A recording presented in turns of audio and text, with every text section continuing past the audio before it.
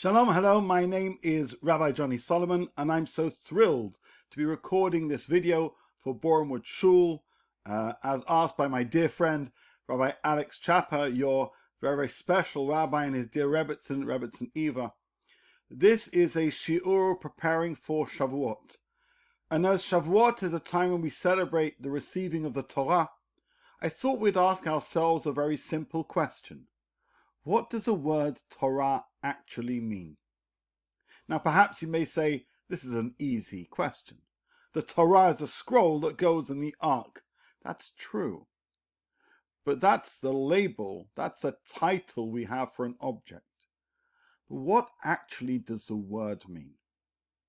Now what we're going to do is study a series of verses from the Tanakh, from the Bible. And we'll see that the word Torah, or different variations of the word Torah, mean different things.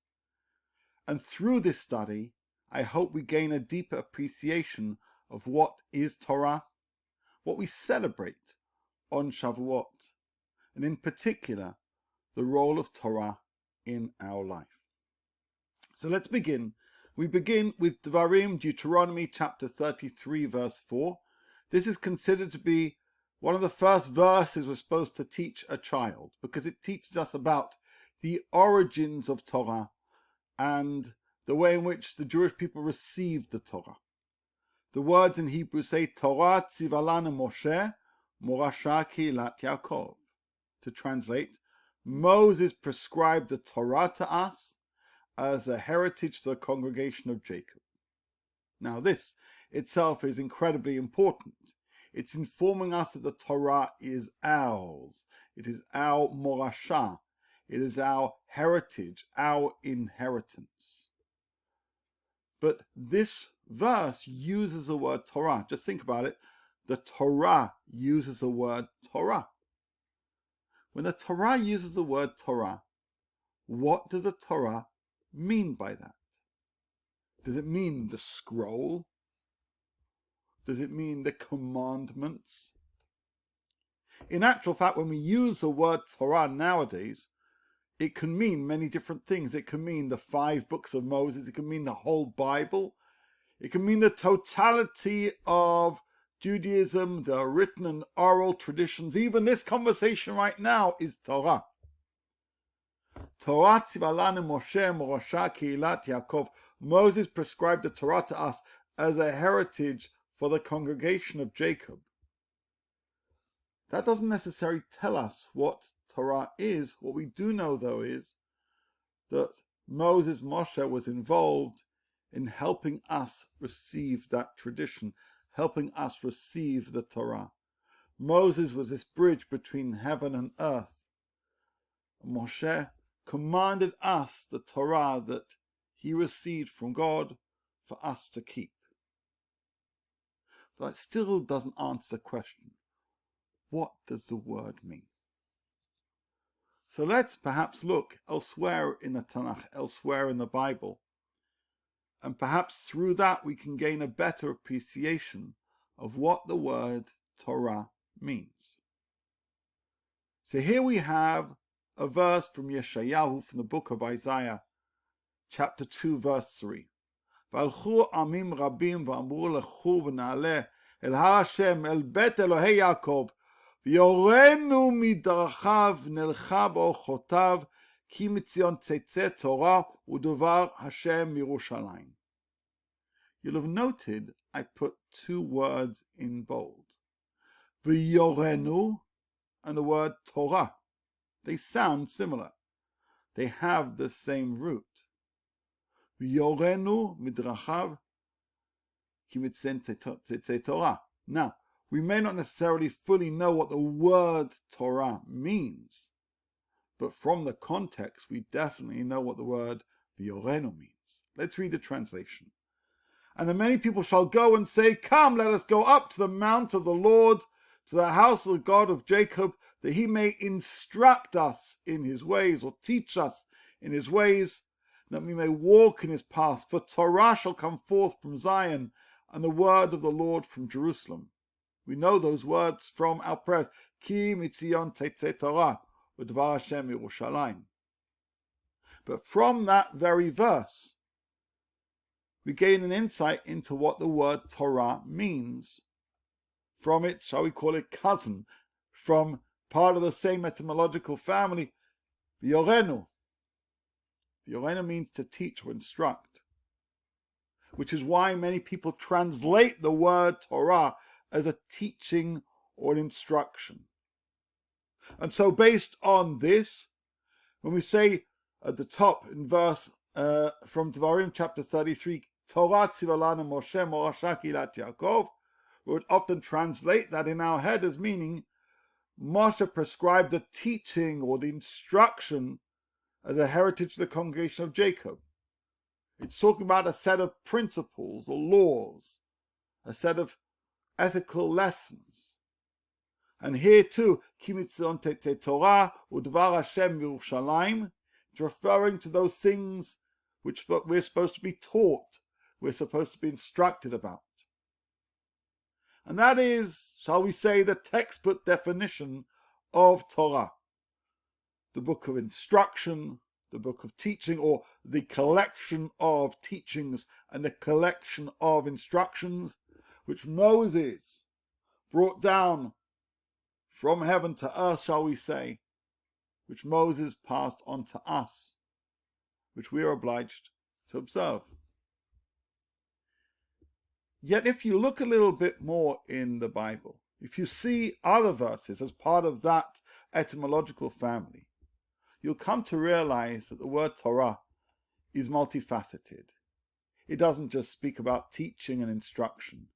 It actually conveys a whole series of other lessons, ones which are highly relevant to us, especially as we're about to celebrate Matan Torah.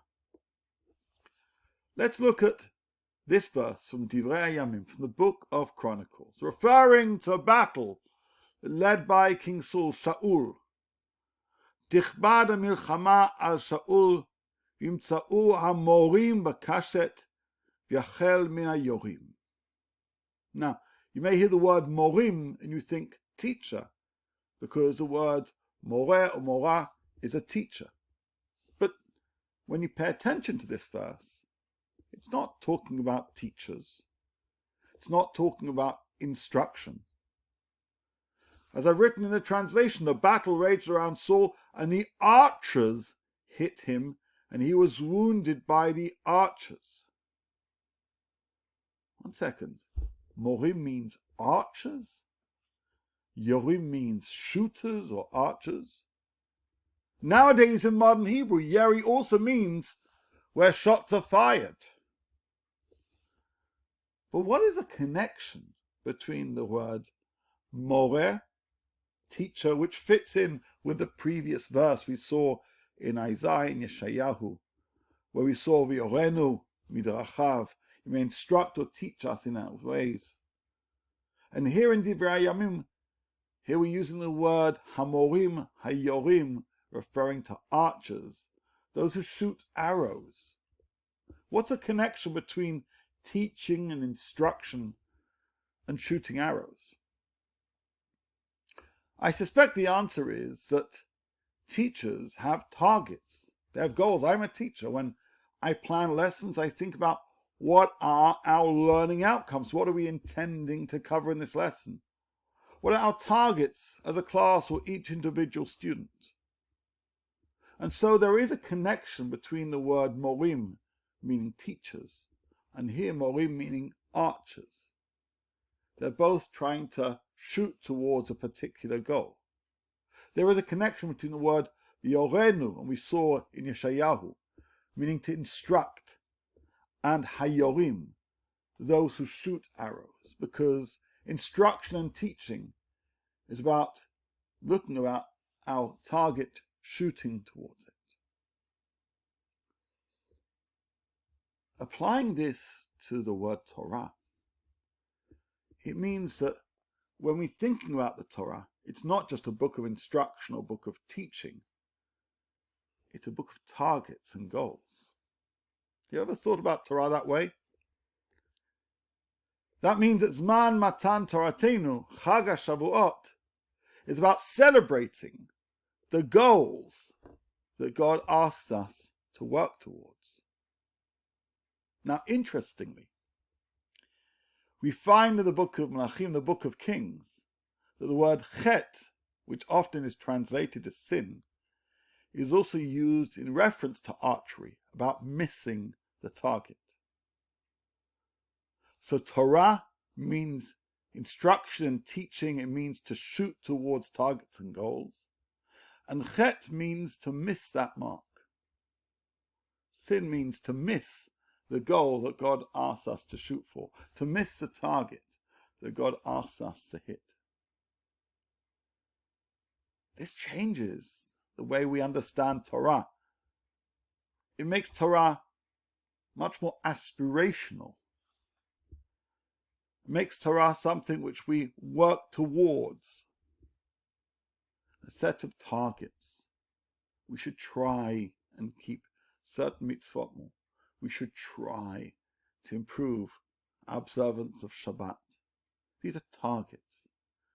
This is what Torah is asking us to work towards. And sure, there may be times when we miss our mark.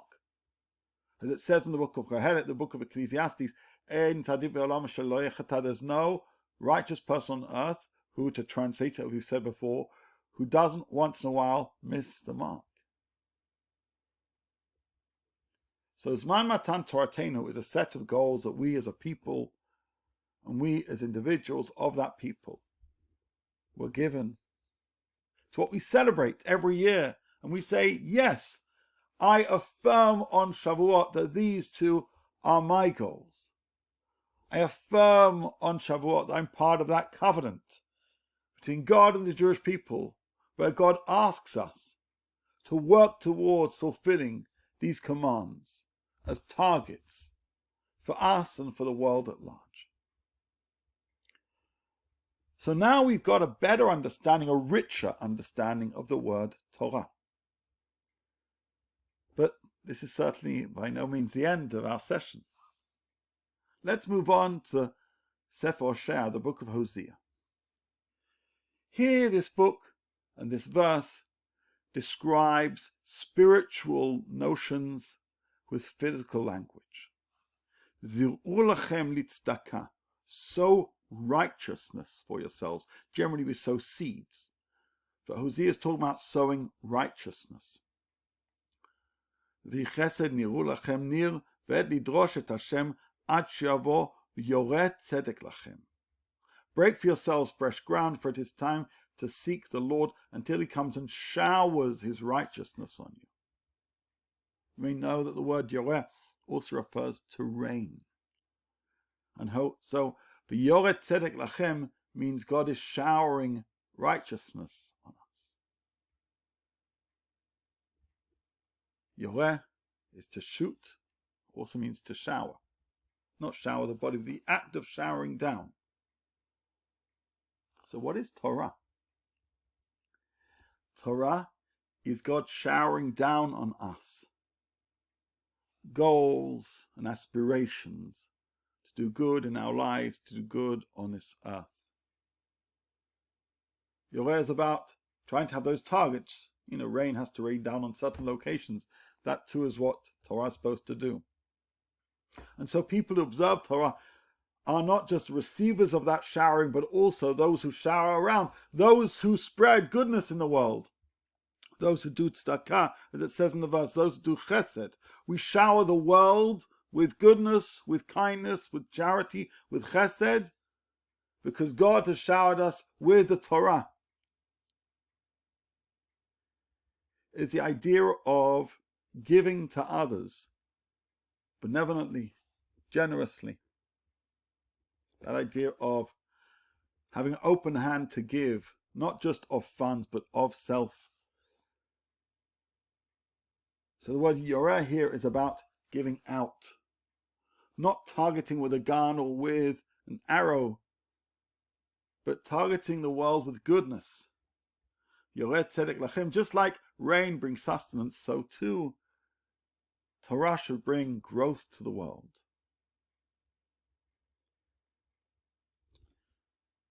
So far what have we said? We said We say the word Torah, we think it refers to a scroll, but in fact, it's used in reference to teaching and instruction. We have the word moreh or morah. Yet we also saw the word morim referring to archers, and yorim meaning those who shoot arrows, because it's about targets, about goals, it's about aspirations. And now we've seen the word yoreh tzedek lachem, meaning to shower, not just rain, but to shower goodness. And so Torah guides us into shower goodness into the world. How to be a light unto the nations and bring kindness to the world. God was kind to us and gave us the Torah. And God instructs us how to bring greatness to the world, goodness to the lives of others. You can see the word Torah is a beautiful word. It's a rich, profound, multifaceted word, telling us how to live. Let's proceed a little more, because Mishlei, the book of Proverbs, uses the word moreh slightly differently to the other verses we've seen. Adam li'al ish aven holech ikshut peh. A scoundrel and evil man lives by crooked speech.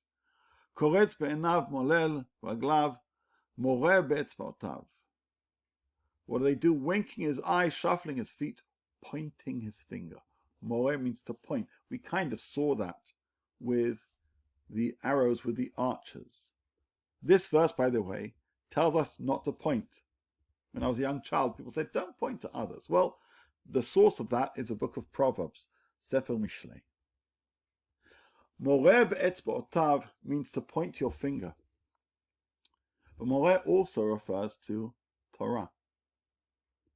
Torah helps us know where to go. Just like a finger gives us direction, Torah gives us direction. Helps us know what to do when we wake up in the morning. Helps us know how to make decisions when we're confronted with different options. Torah is a moreh. It is an instructor, it's a teacher. It is a target, it's a goal. Torah is something which spread goodness in our life, and we're supposed to spread goodness in the lives of others.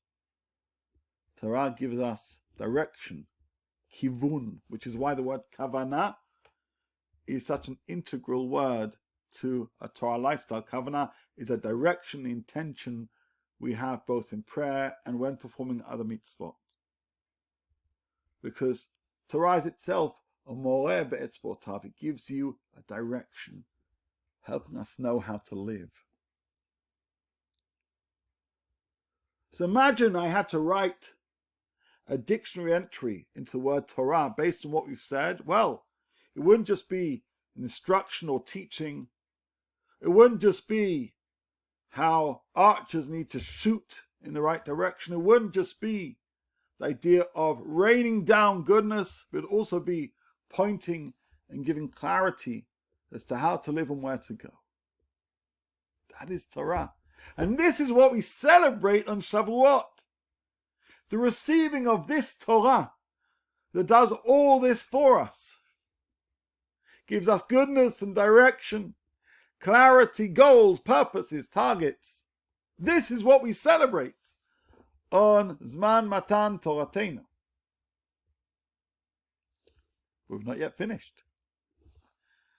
In Dvarim, chapter 33, verse 10, just a few verses after the previous quote we saw from Sefer Dvarim, we're taught about the Levi'im, who were tasked with teaching.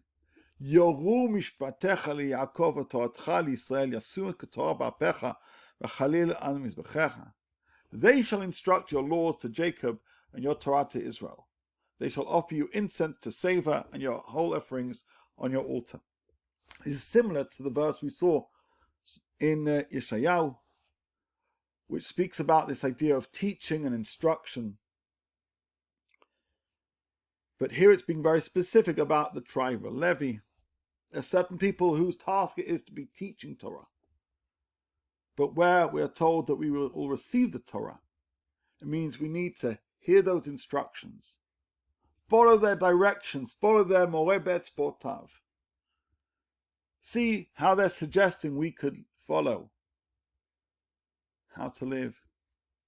So here too, the word yoru or torah are used together. Torah as a totality of the instructions which we're given, but Torah also being the totality of not just the what, but the why to bring goodness to the world, as we saw earlier on from Sefer Hosea. The why to give us direction, as we see here in Sefer Mishlei, etc. Perhaps you may say, okay, well, I get the idea now. There are two more verses I want to share with you, and these are going to push the envelope in terms of understanding what is Torah. Let's turn to Bereshit, and we're going to encounter a connected word, one which in fact is repeated throughout Bereshit and elsewhere in the Tanakh. It's referring here to Adam and Eve and the conception of the first naturally born human being, Cain. V'Adam yada et Chava ishto, v'tahar v'teled et Cain, v'tomer kaniti ish et Hashem. Now the man knew his wife Eve, and she conceived and bore Cain, saying, I've gained a male child with the help of the Lord. Now you may say, well, this word sounds different to some of the ones we saw. We saw yoru and Torah with that strong resh, but tahar seems a little bit softer. Nevertheless, the tahar sounds similar to the word horeh, meaning parent, which sounds similar to the word moreh, meaning teacher or instructor. And according to Rabbi Samson Raphael Hirsch, the tahar is connected to the word yoru and yoreh, or moreh and horeh, and these are all part of, as mentioned before, an etymological family. But what's the connection between conception and everything we've learnt beforehand? What's the connection between conception and instruction and target and pointing, this idea of showering? Perhaps it could be referring to the act, the biological act of conception. That's possible. However, Rabbi Hirsch has a further idea, and I want to read to you from what he says. The Hebrew word Torah is derived from yara, akin to hara, which has a double meaning, to teach and to conceive. It means both. Why so? Torah therefore means a seed put by God into the womb of a nation, from which the whole life of that nation in all its personal and collective aspects is to develop. It is a divine seed whose product we call Israel. According to Rabbi Samson Raphael Hirsch, hara is an act of conception. Conception leads to the growth of a child. Torah leads to the growth of our nation. And each time we learn Torah, a seed comes within one of us, helps us grow. Have you ever learned a Torah idea and you say, wow, I feel I've been transformed by this idea. It's helped me grow. You often talk about growth through Torah. Where's that growth happening? On our outside? No, on our inside.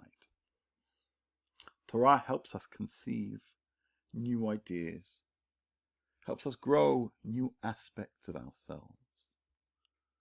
And so, according to Rabbi Hirsch, there is a deep connection between the words Torah, hara, horeh, and moreh. True Torah instructs us and teaches us, and it guides us about how to shower goodness to the world, giving us direction. But also Torah helps us grow inside. Torah helps us grow new parts of ourselves, grow into becoming better people as individuals, as a nation. And so this too is a meaning of the word Torah. Let's now look at one further verse. It's also a verse that Rabbi Hirsch quotes according to this direction according to this thesis. A verse from Shavuot Shiur, the Song of Songs. Bati legani achoti kala ariti mori im besami achati yari im divshi shatiti yeni im chalavi ichlu re'im shatu v'sichru dodim. I've come into my garden, my sister, my bride. I've gathered my myrrh with my spice. I've eaten my honeycomb with my wine and my milk. Eat, O friends, and drink, drink, deep of love. Ariti mori. I've gathered. I've plucked, I've gathered. What is ariti? It is not only about what you shoot out like an arrow. It's also about what you bring into yourself. Ariti. Torah isn't just something we do to the world. Torah is something which we bring within ourselves. Here we're talking about gathering together special things, special treasures. That is what Torah is. It's a special treasure. It's a treasure that we should bring within ourselves to grow. It's a treasure that within us we spread further like rain. We spread further to make the world better. Through doing tzedakah, through doing chesed, through following the will and demands of God.